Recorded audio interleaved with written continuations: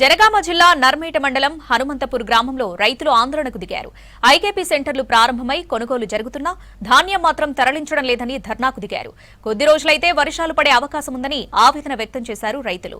లోడింగ్కు లారీలు రాక తీవ్ర ఇబ్బందులు పడుతున్నట్లు చెప్పారు. జిల్లా కలెక్టర్కు పలుమార్లు ఫిర్యాదు చేసినా పట్టించుకోవడం లేదని ఆరోపించారు. అధికారులు తమ సమస్యలను పట్టించుకోకుండా తీవ్ర ఇబ్బందులకు గురిచేస్తున్నారని తెలిపారు రైతులు.